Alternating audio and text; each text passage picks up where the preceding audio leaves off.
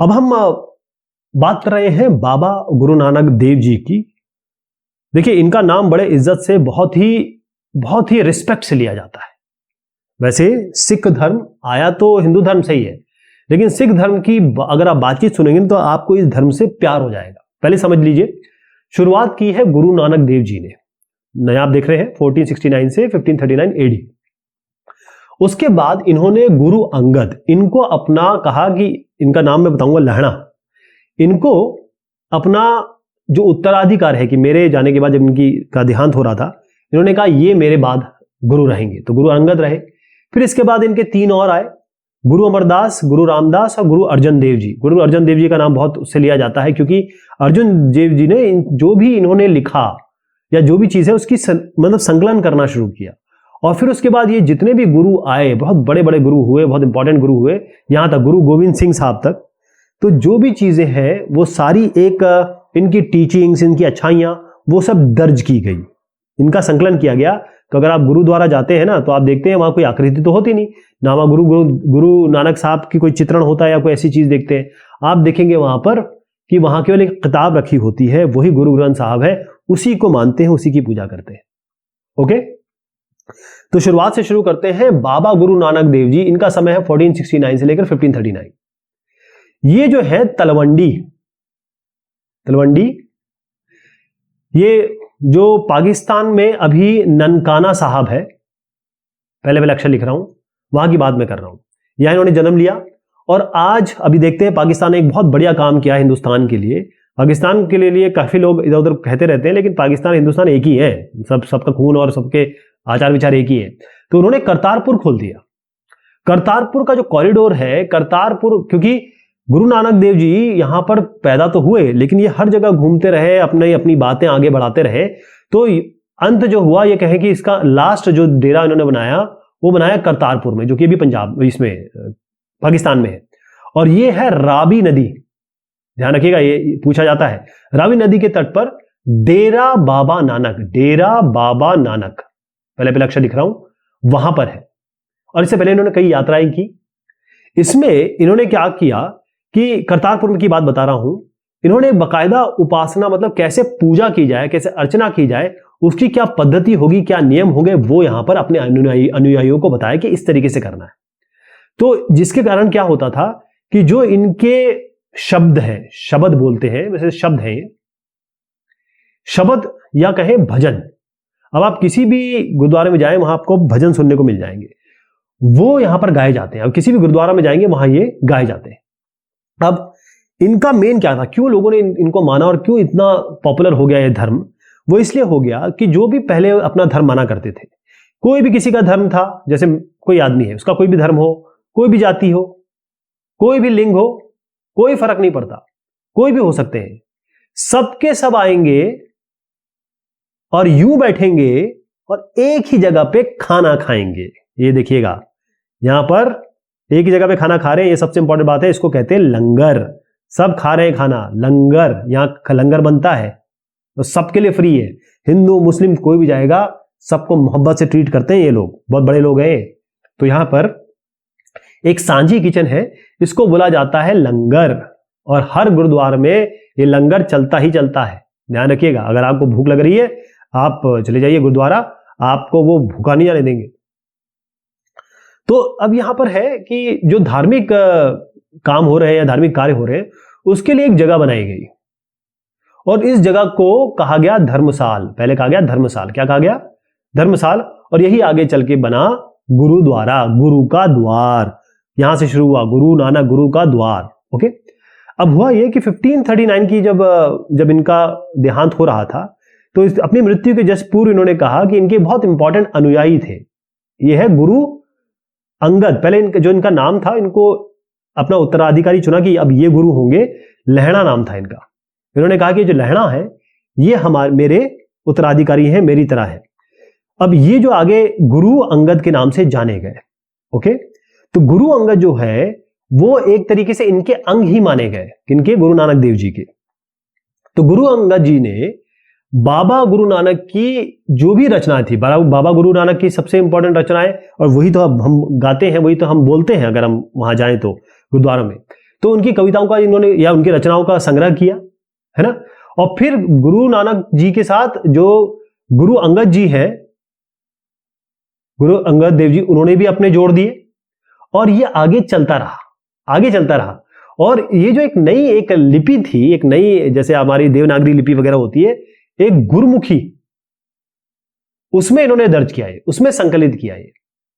फिर उसके बाद क्या हुआ, गुरु अंगद जी ने आपके इनके 3 जो आगे आए, या कहें 3 उत्तराधिकारी, एक ये हो गए, एक 2 हो गए, या 3 हो गए।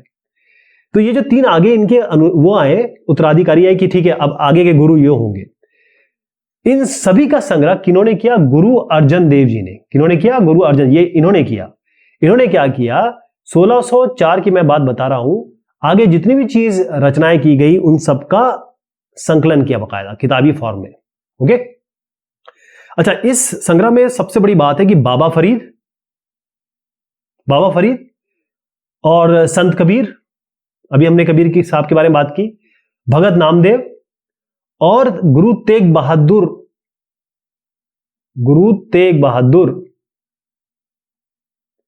यहां पर आ जाइए आप।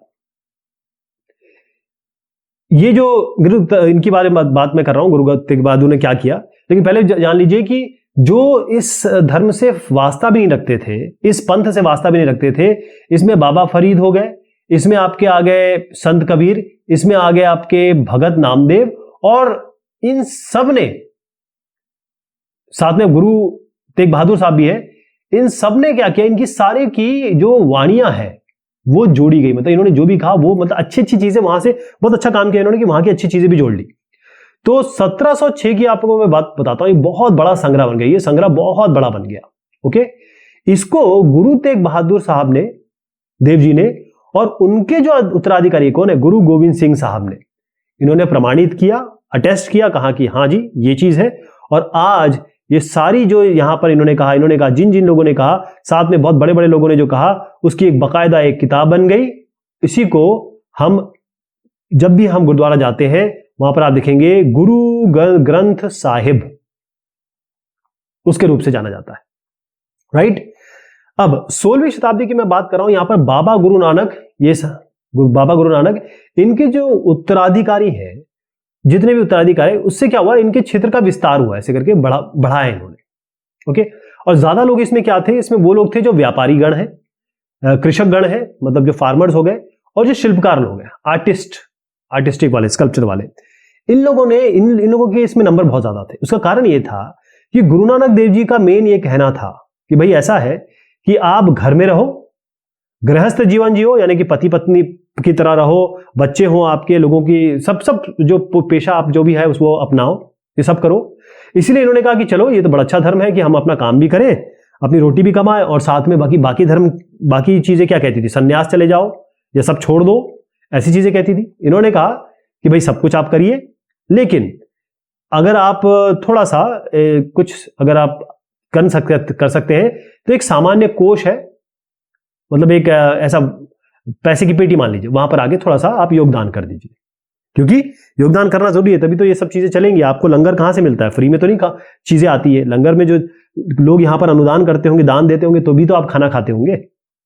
तो 17वीं शताब्दी का जब शुरुआत हुई, इसमें जो ये आप देख रहे हैं ये है केंद्रीय, this is called central Gurdwara Harmandar Sahib. क्या है ये, हरमंदर साहिब।